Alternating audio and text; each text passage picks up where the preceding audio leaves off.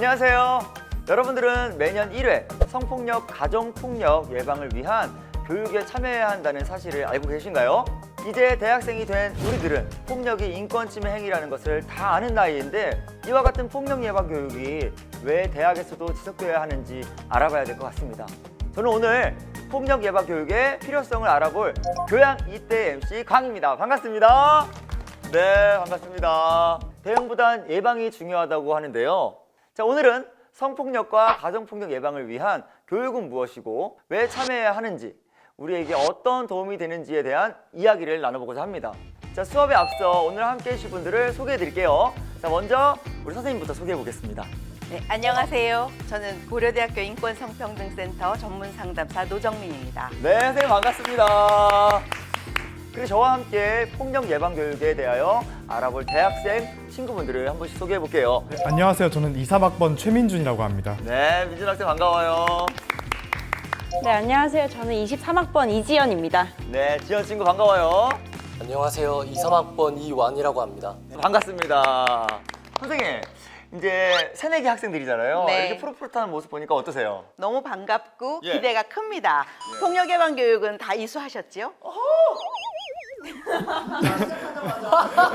저도 솔직히 오늘 이렇게 대본이 오지 않았다면 교육을 제대로 받았는지 기억이 잘 안 나는 것 같아요. 그렇군요. 그래서 오늘 이 시간이 정말 중요한데요. 네. 선생님, 이 수업 들어가기 전에 궁금한 게 또 있어요. 네. 지금 저희가 폭력 예방 교육은 왜 들어야 하는지에 대해 이야기를 나눌 텐데요. 이 성폭력 예방 외에는 어떤 내용들이 또 들어있는지 궁금해요. 성폭력을 포함해서 성희롱, 가정폭력, 스토킹 범죄, 교제폭력, 성매매까지 네. 성별에 기반한 폭력에 대한 얘기를 나눠볼 예정입니다. 그리고 오늘은 이런 성별에 기반한 폭력 예방 교육에 왜 참여해야 되는지에 대해 말씀을 드릴게요. 대학생분들은 평소에 이 폭력 예방에 대해 관심이 있으셨는지. 사실 초중고 다니면서 예방교육을 받긴 했던 것 같아요. 맞아요. 다행히 또 초등부 때 우리가 교육을 받으니까요. 그렇죠. 그리고요. 사실 교육이 법으로 꼭 이수되도록 의무화하고 있다는데 그게 정말인 건지 좀 궁금해요. 오. 요새 뭐 성범죄부터 교제폭력까지 성과 관련되어서 범죄가 많이 일어나서 관심을 갖고 있습니다. 생각보다 많은 분들이 많은 관심을 가지고 있는데요. 이 평소에도 관심이 있으셨다니 오늘 수업이 더 흥미롭고 뭔가 재밌게 받아들일 수 있을 것 같아요. 자, 그럼 우리 함께 교양사로 가볼까요? 네. 신당역 여자 화장실 근처에서 한 30대 남성이 여성 영무원에게 흉기를 휘둘렀습니다. A씨의 전 여자친구가 스토킹을 시작한 건 지난해 9월 말부터입니다. 지난달 20대 초반의 한 여성이 남자친구에게 감금이 돼서 폭행과 강간을 당하다가 구조된 사건이 있었습니다. 자, 이번 수업은 본격적인 폭력 예방 교육에 대하여 알아보기 전에 대학에서 발생하는 것으로 알려진 성폭력 사건의 심각성에 대해 알아보는 시간입니다. 대학에서 성폭력 사건 발생이 지속적으로 늘고 있다고 하는데요. 정말인가요? 네, 성폭력 사건 발생이 증가하여 신고가 예전에 비해 많아지는 것인지는 명확하게 파악하기 어렵지만 네. 일단 피해 신고 건수가 예전에 비하여 늘어나고 있는 것은 사실입니다.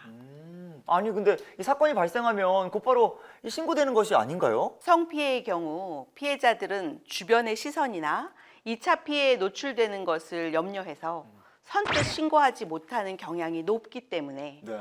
다른 범죄에 비해 예를 들어 절도처럼 곧바로 수사기관에 알리지 못하는 경우가 많다고 보고 있는데요. 2018년 미투 운동 당시 피해자들이 용기 내서 오래전에 자신들이 겪었던 피해를 얘기했던 사례만 보더라도 오랜 기간에 걸쳐 말하지 못하고 침묵했었다는 것을 우리가 알 수 있었죠. 아마도 예전에 비해 피해자의 목소리에 귀를 기울이는 사회적 분위기에 힘입어 신고가 증가하는 면도 있고요. 네. 그렇기 때문에 우리는 신고가 많아지니까 성폭력 발생이 늘어난 것은 아닌가 하고 생각이 들기도 하는 맞아요, 것입니다. 맞아요. 사건 자체가 늘었는지 정확한 자료는 우리가 확인하기 어렵지만 일단 대학 내 성희롱 성폭력 사건은 2016년 182건에서 2019년 346건으로 증가한 데이터가 있거든요. 신고율이 높아졌든 실제 사건이 많아졌든 대학가에서 성희롱 성폭력이 줄지 않고 있다는 사실 자체는 심각한 문제로 우리가 봐야 합니다. 3년 동안 2배 가까이 사건 사고가 증가했다고 하니까 좀 놀랍네요. 맞아요. 저도 놀랐어요. 대학에는 교수, 직원, 학생 등 다양한 구성원들이 있는데요. 가해자의 비율을 보면 교수의 경우 23.1%, 직원은 6.1%, 그런데 학생이 가해자로 신고되는 비율은 64.1%로 나타나고 있거든요. 진짜 생각보다 학생이 가해자인 비율이 크게 높게 나왔어요. 이 원인이 있을까요? 어찌 보면 대학을 구성하는 인원들의 비율이 학생이 가장 많죠. 아, 그러면 학생이 많은 비율을 차지하다 보니 학생 가해자도 많이 집계된다는 것이군요. 네, 그렇습니다. 그런데 학생들 사이에서 발생하는 사건의 특징은 술자리나 MT, 행사가 있고 난 뒤풀이에서 일어나는 단일 사건이 가장 많았습니다. 그러나 교수님이라고 우리가 부르는 분들과 학생 사이에서 일어나는 사건도 왕왕 있거든요. 빈도수로 보면 높지는 않지만 이것이 위계 관계 안에서 일어나는 사건이니만큼 곧바로 신고하기보다 오랜 기간 좀 참고 견뎌보려는 노력을 하는 동안 피해가 좀 더 심각해지는 경우가 있습니다. 근데 이런 사건이 왜 반복해서 일어나는 걸까요? 저는 이 문제를 우리가 성인지 감수성을 얼마나 키웠느냐 이런 것에 굉장히 결정적으로 원인이 있다고 보고 있습니다. 예전에는 이 성인지 감수성이라는 단어 자체를 잘 몰랐는데요. 요즘에는 뉴스에서 많이 언급이 되는 것 같아요. 그래서 저도 성인지 감수성 들었을 때 많이 어색하지 않았거든요. 그런데요, 이 성인지 감수성 도대체 무엇인가요? 성인지 감수성은 우리가 일상에서 지내다 보면 성별에 의거해서 때로는 누군가가 좀 불리하게 느껴지거나 누군가가 차별받는 것으로 여겨지는 상황에 처하게 되는 경우가 있거든요. 성별에 따라 이렇게 달리 대하면 안 된다. 이런 생각으로 뭔가 개선할 수 있는 어떤 방안에 대해 누구보다 빨리 먼저 제안할 수 있는 나름의 역량을 우리는 성인지 감수성이라고 말하거든요. 성폭력과 같이 주로 여성이 피해자인 사건을 바라보는 시각에서 우리가 이러한 사건은 성인지적 관점으로 보아야 돼 이렇게 말하는 경우가 있거든요. 피해자의 처지와 입장이 어땠는지 먼저 파악한 다음에서야 사건을 제대로 이해하고 판단할 수 있다는 것을 의미하기도 해요. 아까 앞에 신문 기사들을 몇 개 봤는데요. 지은 친구도 같이 봤거든요, 저랑. 맞아요. 최근에는 스토킹 범죄, 교제 폭력에 대해서는 너무 많은 사건들이 일어나는 것 같아요. 네, 참 안타깝게 생각합니다. 잠시 뉴스를 좀 같이 보실까요? 사건은 지난 7월 15일 새벽 한 건물 3층에서 발생했습니다. 1학년 김모 씨가 함께 술을 마신 또래 여학생을 성폭행하고 8m 아래로 떨어뜨려 숨지게 한 혐의로 기소됐습니다. 네, 다시는 보고 싶지 않은 뉴스인데요. 친구들 다 이 뉴스 알고 있었나요, 이 사건? 네. 그렇죠. 아마 이 사건을 모르는 사람은 없을 것 같아요. 사실 우리 주변에서 크고 작은 성희롱, 성폭력 사건들이 상당히 자주 발생한다는 점에서 이는 결코 남의 일이 아니라 우리의 문제이고 항상 관심을 가져야 한다고 말씀을 드리고 싶습니다. 맞는 것 같아요. 사실 뉴스에서처럼 큰 사건은 아니더라도 주변 친구들 이야기를 들어보면 불쾌한 경험으로 인해 고민하는 친구들이 꽤 있거든요. 네, 사실 대학은 자신의 진로를 고민하면서 취업을 준비하거나 학문에 매진하는 그런 공동체이잖아요.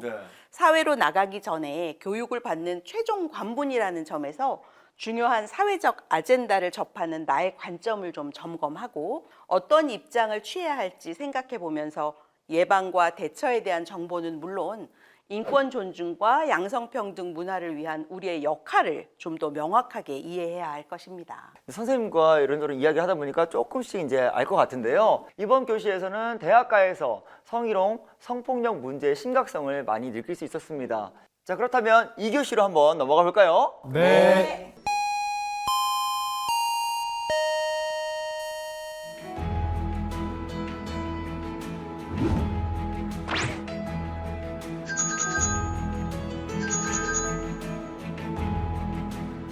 대학생은 폭력 예방 교육을 매년 각각 1시간씩 이수해야 한다고 법률에 딱 명시되어 있네요. 자, 여러분들은 당연히 알고 있었죠? 초중고를 거치면서 좀 많이 듣긴 했었어요.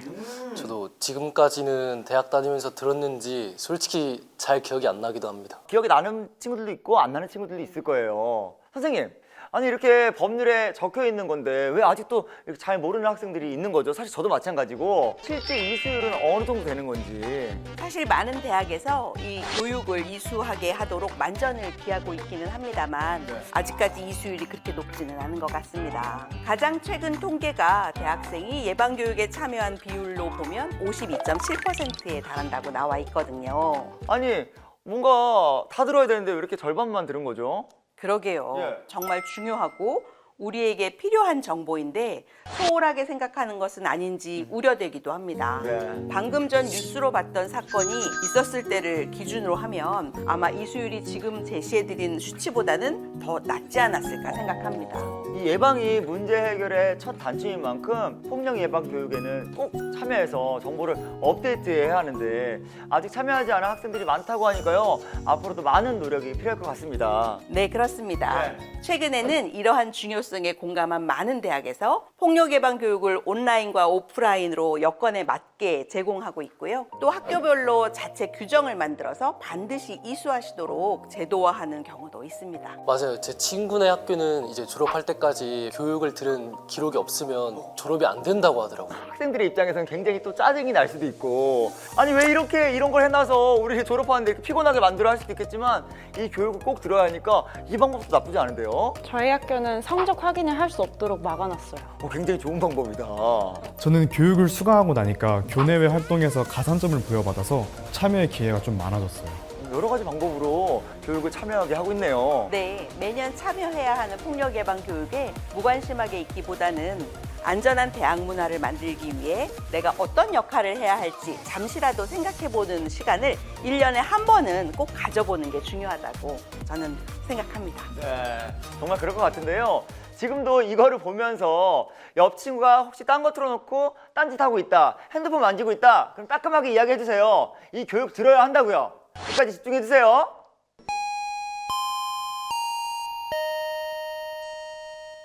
선생님, 단도직입적으로 말씀해주세요. 폭력 예방 교육 말만 들어서는 잘 모르겠는데요. 어디서부터 공부를 해야 되나요? 먼저 성적 자기결정권에 대해서 알아야 합니다. 성적 자기결정권이 어떤 것인지 아시는 분 계신가요? 자신의 의지와 판단에 따라 자율적이고 책임감 있게 성적 의사결정을 할 권리요. 네, 그렇습니다.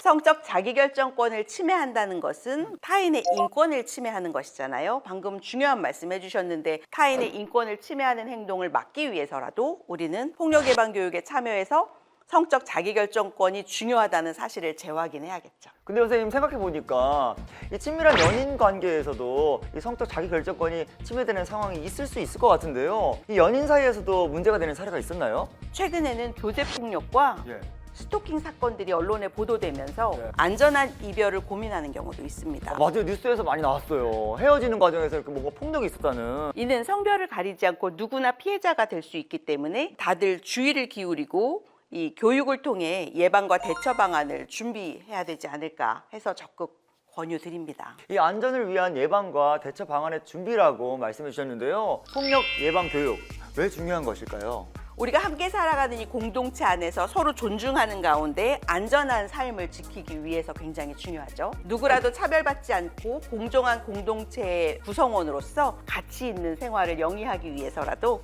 잘 알고 대처하고 함께 서로를 존중하는 문화가 필요하기 때문에 꼭 필요하지 않을까 말씀드립니다. 네. 이 듣고 보니 꼭 교육에 참여해서 이 제대로 배워야겠다는 생각이 드는데요. 이 폭력 예방 교육은 어떻게 법정 의무 교육이 됐는지 궁금해요. 네, 1999년 남녀고용평등법 개정으로 직장 내 성희롱 예방 교육이 의무화됐어요. 네. 그 이후 폭력 예방 교육을 위한 다양한 근거 법률이 제정 혹은 개정이 되어 왔는데요. 네. 특히 2012년에 성폭력 방지 및 피해자 보호 등에 관한 법률이 개정되면서 2013년 6월 19일부터 전 국민을 대상으로 성폭력 예방 교육을 실시할 수 있는 법적 근거가 마련이 되었습니다. 그래서 이 직장이나 학교에서 이 성폭력 예방 교육을 열심히 하는 거군요. 예. 예방 교육을 하면 뭔가 좀 달라지나요? 그럼요. 저는 굉장히 기대가 많은데요. 네. 교육에 참여한 학생들이 성별에 따른 차별에 대해서 누구보다 먼저 문제점을 알아채고 이를 개선하려는 노력을 할 수 있을 거라고 기대를 합니다. 자, 오늘 이렇게 다양한 수업으로 3교시까지 함께 해봤는데요. 다들 어떠셨나요? 생각보다 우리 주변에서 폭력 상황이 많이 발생하고 있고 또 심각한 문제라는 걸 오늘 많이 느꼈습니다. 왜 우리가 학교를 다니면서 폭력 예방 교육을 드려야 하는지도 알겠습니다. 맞아요. 폭력 예방 교육이 더 활성화돼서 모두에게 평등하고 공정한 사회가 됐으면 좋겠어요. 정말 친구들이 많은 것을 좀 느꼈던 것 같은데요. 이 마지막으로 성별에 기반한 폭력은 사라지고 모두가 인권을 존중받으며 성평등한 사회가 되면 뭐가 좋을지 선생님께서 말씀해 주세요. 누구도 차별받지 않고 공정하게 대우받는 세상, 우리 모두의 성적 자기결정권이 존중되는 공동체, 피해자는 보호받고 가해자가 책임지는 상식이 통하는 우리 사회가 구현돼서 좀 더 안전한 사회가 되지 않을까요? 네.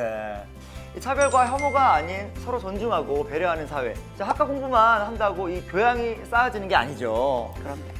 성인지 감수성도 길러야 교양이 깊고 넓게 쌓이는 것 같습니다. 우리 모두 넓고 깊은 교양인이 돼보자고요. 자, 그럼 오늘 함께 해주신 여러분 감사합니다. 감사합니다. 네, 고맙습니다. 수고하셨습니다.